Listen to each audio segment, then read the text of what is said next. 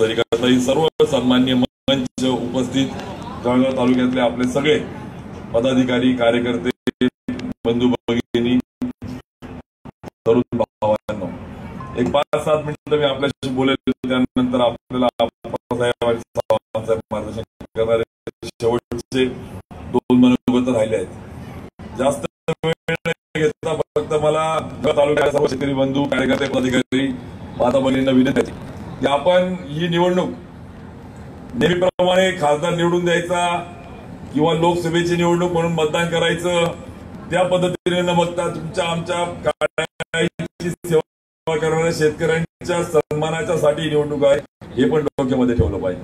काही माझ्या शेतकऱ्यांच्या संदर्भामध्ये मग गरीब विमा असेल, मग आम्हाला केळी महामंडळाच्या माध्यमातून केळीला आश्रय देण्याचं काम असेल, मनरेगाच्या माध्यमातून केळीला कवच देण्याचं काम असेल, किंवा मग आम्हाला गिरणा असेल, तापी असेल, हे कोणी द्यायचं काम केलंय का? आणि मग ज्यांना शेतीच्या संदर्भामध्ये तुमच्या आमच्या भावना कळत नाही अशा नाकर्त्यांना आपल्याला बाजूला सारायचंय, त्यांना आपल्याला त्या ठिकाणी हद्दपार करायचंय. अबकी बार 5 लाख पार म्हणणाऱ्यांना आता अबकी बार करम पवार हे चित्र आपल्याला त्या ठिकाणी करायचं. आणि म्हणून क्रांतीची मशाल आपल्याला हातामध्ये घेऊन त्या ठिकाणी काम करायचंय. त्यासाठी आपल्या या मेळाव्याला आपण सगळेजण एक रचनात्मक मग आपलं बूथ इलेक्शन स्ट्रॅटेजी प्रचाराचं नियोजनासाठी आयोजित केला हा मेळावा आपला आहे.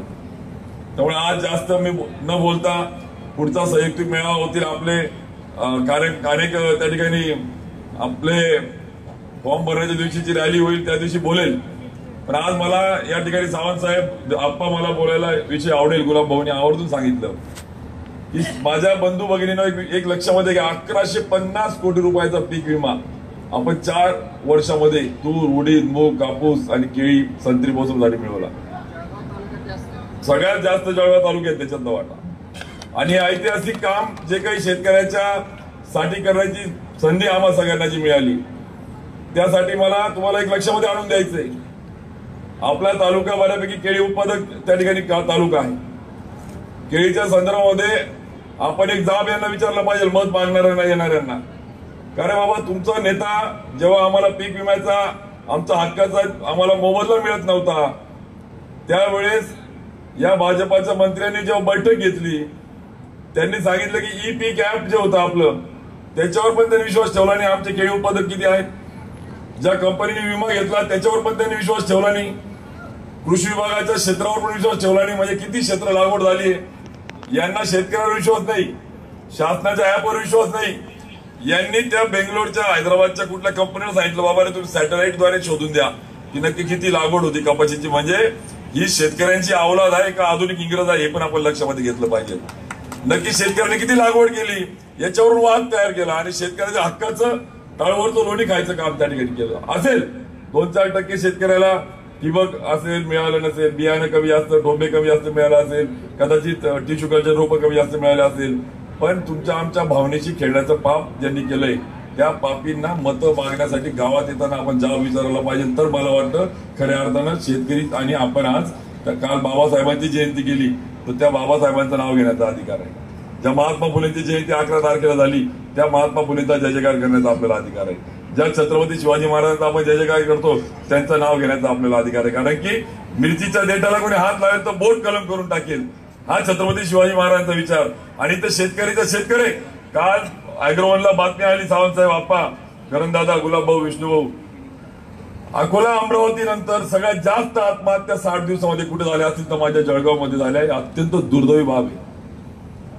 60 दिवसामध्ये 31 आत्महत्या शेतकऱ्यांच्या झाल्या. कालच्या अॅग्रोवनला आणि कालच्या 2 पेपरला निकाल आलेले आहेत. जर अकोला अमरावती बुलढाण्याच्या नंतर जळगावचा नंबर सिंचनामध्ये लागला असता, जळगावचा नंबर जर शेती उत्पादनामध्ये लागला असता. काल तुम्ही लक्षामध्ये घ्या, ज्वारी विक्री चालू आहे आता, बरोबर आहे.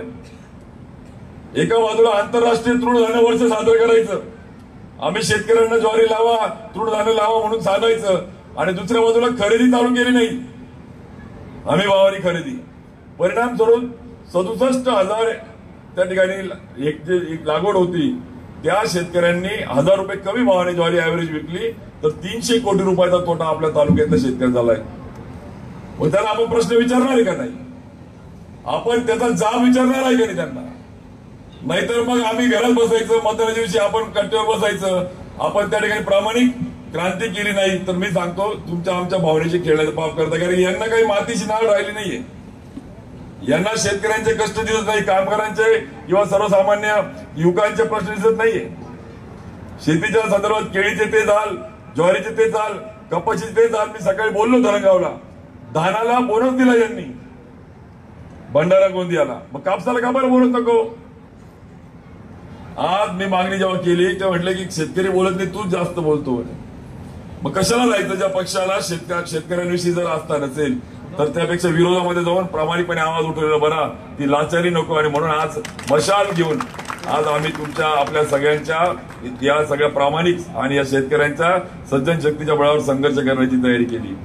आणि म्हणून लक्षात घ्या, ही अत्यंत महत्वाची, तुम्हाला विश्वास देतो, एक बदल करा आणि बघा जिल्ह्यामध्ये कसा बदल त्या ठिकाणी होतो. एक बदल करा, पेरलं तर उगवतं. जर आज आम्ही काही बदल केला नाही तर उद्या मात्र वेगळं नसेल. मी कायम बोलतो, आज मी जर समजा कपाशी लावली तर कापूसच येणार आहे. आज चांगलं पेरलं तर उद्या काहीतरी येईल. पण आज पेरलंच नाही, आज मेहनत घेतली नाही, मी क्रांतीच केली नाही, मी बटन मशालचं दाबलं नाही, तर उद्या मात्र बदलणार नाही, हे लक्षामध्ये घ्या. आणि म्हणून इथून जाताना आपल्या गावामध्ये बूथमध्ये प्रामाणिकपणे गावातल्या तरुणांची काय स्थिती हो? बुलढाणा अमरावती 2-2 तास सरळ सेवा भरती, BA BCom BSc झालेल्या तरुणांची तलाठी, आरोग्य सेवक, कृषी सेवक, ग्रामसेवक या भरत्या चालू आहेत. ज्या ग्रॅज्युएट क्लरिकलच्या भरत्या चालू आहेत. कधी पेपर फुटतोय, 3 तास उशिरा पेपर येतोय, 200 रुपये, 500 रुपये, 1000 रुपये त्या ठिकाणी पैसे घेतले जात आहेत फॉर्म भरण्याचे. पण परीक्षा वेळेवर होत नाही, करोडो रुपये लुटले जात आहेत. आणि म्हणून आज या सगळ्या सावळा गोंधळ जो सुरू आहे, यांनी आपल्या गावरानी भाषा पण होतं ना, आपल्या खुटाला बैल बांधले तो, असा यांचा या ठिकाणी समज आहे की आपल्या खुटाला बैल बांधलेले आहेत. त्यामुळे आज या मेळाव्याच्या माध्यमातून आपल्याला संकल्प करायचा आहे की मीच उमेदवार आहे. काही लोक म्हणतील आमच्या गावात उन्हात नाही बोलतो, करम पवार उन्हात देखूत, मग मीच करम पवार आहे, मीच त्या ठिकाणी मशालचा उमेदवार आहे, मीच मशालचा त्या ठिकाणी प्रतिनिधी आहे. काँग्रेस, राष्ट्रवादी काँग्रेस शरदचंद्र पवार साहेबांच्या विचाराने प्रेरित झालेली आणि शिवसेना ज्या उद्धवजी बाळासाहेब ठाकरेंच्या विचारानं एक क्रांती घेऊन आपल्या महाराष्ट्रामध्ये त्या ठिकाणी आपण बघतोय की एक धगधगता विचार घेऊन काम करते, त्याला आपल्याला साथ द्यायची. आणि म्हणून आज केळी, कापूस, ज्वारी, अजून खोलात जर गेलो मी तुम्हाला सांगतो खूप प्रश्न आहेत, खूप इश्यू आहेत. मी जर त्याशी बोललो नाही ना, फिरू देणार नाही, त्याच्या मागचं लॉजिक ते आहे की शेतकऱ्यांना जर वास्तव सांगितलं ना तर शेतकरी यांना गावात प्रवेश देणार नाही, अशी परिस्थिती या ठिकाणी आहे. त्यामुळे आज मी विनंती करेल की इथून जाताना आपण सगळ्यांनी एक मूड बांधायची, संकल्प करायचा आहे की गावामध्ये, बूथमध्ये, माझ्या घरामध्ये, गटामध्ये, माझ्या वार्डामध्ये, माझ्या वाड्यामध्ये, माझ्या पाड्यामध्ये, माझ्या तांड्यामध्ये जात पात पक्ष बाजूला ठेवून आमचा शेतकरी जात आहे, आमचा माणुसकी धर्म आहे आणि आम्हाला सगळ्यांना या निवडणुकीमध्ये काही झालं तरी क्रांती करून एक बदल करायचा. आणि एक बदल करा आणि मग बघा कसे बदल त्या ठिकाणी दिसतात. जर आपण बदल केला नाही तर बदलणार नाही, लक्षात घ्या. गिरणाचं खोरं, मराठवाड्याचा मुक्ती स्वातंत्र्य संग्राम दिन झाला, मराठवाड्यातल्या पूर्णापासून अनेक नदीवर बंधारे मिळाले, गिरणावर बंधारे झाले का? मग हे झोपा काढतात का? मी बोलतो तर राग येतो यांना. निम्न तापी सारखा प्रकल्प 30-30 वर्ष पूर्ण होत नाही. जर जलसंपदा मंत्री असताना माझ्या काळात माझ्या जिल्ह्याचा प्रकल्प होत नाही तर एखाद्याने राजकारणातून संन्यास घेतला असता, लाज वाटली असती. पण यांना लाजाने निर्लज्ज आहे अजून. आणि वरून सांगायचं, बरोबर आहे का? पक्ष पक्ष, अरे भाई पक्षाला बांधलेले बैल आहेत का? तुम्ही जर आमच्या जीवनाशी संबंधित प्रश्नांना न्याय देणार नसाल तर ते राजकारण त्या ठिकाणी नकोय आम्हाला. आमच्या जीवनाचे प्रश्न सोडवायला राजकारण तुम्हाला काही मिरवायला पाहिजे का? तुम्हाला शर्ट इन करून काही तुम्हाला समाजामध्ये तुम्हाला काही त्या ठिकाणी अगरबत्ती वगैरे राजकारण करायचंय का? आणि मग हे आमदार खासदार चुलीमध्ये गेलं, नकोय ते पद आम्हाला. जर त्या माध्यमातून जर आमचे प्रश्न सुटत नसतील तर आम्हाला नकोय ते राजकारण आहे. म्हणून मी जे बोलतोय लक्षामध्ये घ्या, ही स्वाभिमानाची लढाई आहे, ही सन्मानाची लढाई आहे, ही शेतकऱ्याला ताट पाण्याने जगण्याची लढाई आहे, ही पाण्याच्या, शेतमालाच्या, पुढच्या पिढीच्या, भोगाच्या, गिरण्याच्या, तापीच्या, खोऱ्याची लढाई आहे, जिल्ह्याला एका उंचीवर नेण्याची लढाई आहे. आणि म्हणून इथून जाताना जागे व्हा. 20 दिवस द्या तुम्ही, फक्त 20 दिवस राहिलेले, आता 22-25 दिवस. या 22-23 दिवसामध्ये 2 दिवस प्रचार आधी बंद होईल, पण या 22-23 दिवस सकाळी 3 तास, संध्याकाळी 3 तास, 6 तास द्या. मी तुम्हाला विश्वास देतो, आम्ही प्रामाणिकपणे, सजगपणे पुढच्या काळामध्ये शेती मातीची नाळ त्या ठिकाणी ठेवू. आणि शेवटचा एक मुद्दा मांडतो आणि थांबतो की बघा, मी सकाळी बोललो धरणगावला, काल देवळी गावामध्ये गेलो, एक शेतकरी मला बोलला की दादा म्हणे भाजपाचा एक कार्यकर्ता मत मागायला आला माझ्याकडे म्हणे. मी त्याला विचारलं, बरं भाऊ म्हणे, एक काम कर म्हणे, तू उमेदवाराचं केवायसी दे म्हणे मला. म्हटलं केवायसी म्हणे, हा म्हणे कर्जमाफी देताना केवायसी मागतात म्हणे आम्हाला. आम्ही सांगितलं केवायसी दे म्हणे.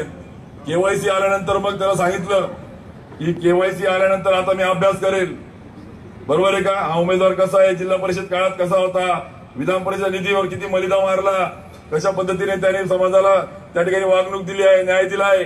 आणि मग अभ्यास करून काही अटी शर्ती ठेवून ज्या पद्धतीने तुम्ही कर्जमाफी दिली ना, तसं मी विचार करेल म्हणे. काही अटी शर्ती ठेवून मी विचार करेल, नाहीतर माझी मशाल मी हातामध्ये घेतली म्हणे. म्हणजे आता शेतकरी पण हुशार झालाय. जर पीएम किसान घ्यायचं तर तुम्ही केवायसी करायला जा. 6,000 रुपये एका घरामध्ये 4 माणसं असले, एका घरात 4 शेतकरी असले तर 2 रुपये 74 पैसे रोज पडतो आम्हाला. 2 रुपये 74 पैसे ही किंमत काढली आमच्या शेतकऱ्याची. नकोय आम्हाला पीक, नकोय आम्हाला लाचारी. आमच्या हमीभावाने ज्वारी खरेदी करा, आमच्या कपाशीला बोनस द्या, सीसीआयचा भाव वाढवा, आमच्या केळीला आमच्या हक्काचं कवच द्या, महामंडळ स्थापन करा, नवीन बियाणं द्या, आम्हाला मनरेगामध्ये केळीला नीट त्या ठिकाणी अनुदान द्या, आमच्या केळीला त्या ठिकाणी चांगल्या पद्धतीने मार्केटिंग कसं होईल त्याचं इन्फ्रास्ट्रक्चर उभारा. आम्हाला लाचार नाहीये. 12,000 रुपये संडासचा आम्हाला हक्क आहे, संडास मध्ये जायचं असतं, पण आम्हाला 2 पैसे आमच्या घामाच्या मालाला मोबदला द्यायची व्यवस्था उभारा. आमच्या भावनेची ठेवू नका. आणि म्हणून लक्षामध्ये घ्या की आपण प्रामाणिकपणे या सगळ्या संदर्भामध्ये जागा झालं पाहिजे. एवढंच आव्हान या निमित्ताने करतो. बोलायचं खूप उशीर झालाय, त्या बाजूला जेवण पण बाकी जणांना वाट बघताय जेवणाची, त्यामुळे जास्त न बोलता विनंती करतो की आपण सगळ्यांनी मिळून इथून जाताना मशाल आपल्या गावामध्ये, घराघरामध्ये, वाड्यामध्ये भेटली पाहिजे. आणि लक्षामध्ये घ्या, मन तयार झालेले असतात, पण शेवटच्या दिवशी पैसा आपण करत आहे. निवडणुकीची परीक्षा मतदानाची आहे. जर किती मन तयार झाले, किती पेट, मतदानाच्या दिवशी मतदान करून घ्या तर उपयोग होणार. त्यामुळे मतदानाच्या दिवशी मतदान ही पण आपली जबाबदारी आहे. त्यामुळे ही निवडणूक कोणत्या पक्षाची नाही, माझ्या शेतकऱ्यांची, माझ्या तरुणांची, युवा निवडून मतदान करून घ्या. म्हणजे आपल्याला अशा क्रांती बघता येईल. कशा राजकारण आपण दाखवू, एवढं आवाहन तुम्हाला करतो आणि थांबतो. धन्यवाद.